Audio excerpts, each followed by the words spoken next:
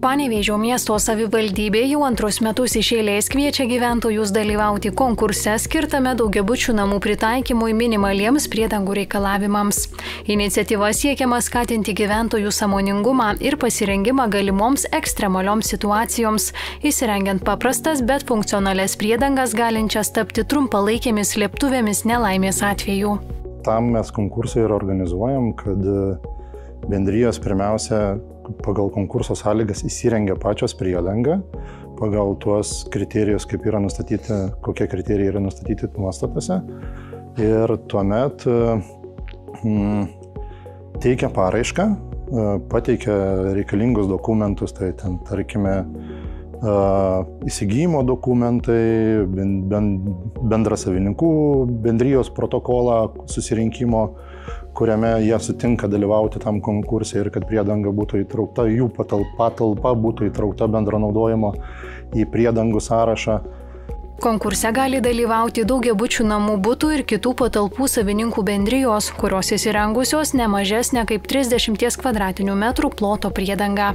Pagal konkursą nustatytus nuostatus tarybos patvirtintus, daugiabučių namų bendrijos, kurios dalyvauja konkurse, turėtų įvykdyti 6 reikalavimus. Tai pirmiausia turėtų būti elektra, tada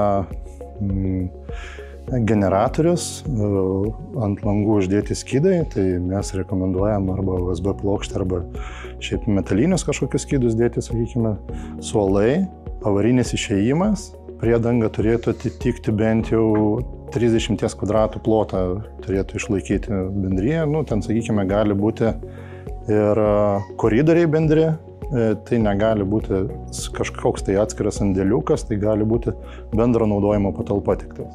Konkurso nugalėtojams iš miesto biudžeto bus skiriami piniginiai prizai iki 5000 eurų. Konkretus finansavimas priklausys nuo pateiktos paraiškos įvertinimo. Didžiausias balų skaičius 40 skiriamas už alternatyvų elektros šaltinį, 20 balų už 2 įėjimus-išėjimus, po 15 balų už langų apsaugas nuo stiklo šukių ir elektros instaliaciją, po 5 balus skiriama už tvarkingas saugias patalpas bei įrengtus suolus. Kai jau, sakykime, bendrija pateikia paraišką, mes vizualiai nuvažiuojame apžiūrėti tos priedangos, ką reikia, sakykime, suteikiame rekomendacijas, pasakom, ar ko nors trūksta ar netrūksta.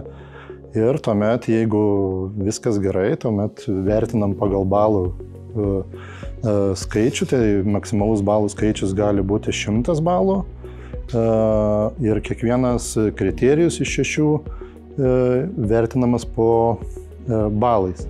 Paraiškos priimamos Panevėžio miesto savivaldybės priimamajame arba galima siųsti paštu adresu Panevėžio miesto savivaldybės administracija Laisvės aikštė 20. Paraiškas taip pat galima siųsti elektroniniu paštu priimamasis@panevėžys.lt. Paraiškas bendrijos gali teikti iki spalio 1 dienos imtinai. Nuo spalio 1 dienos mes vertinsim tas paraiškas ir tuomet po visų vertinimų skirsim prizinę fondą. Daugiau informacijos ir paraiškos formą galima rasti panevėžys.lt skiltyje konkursai.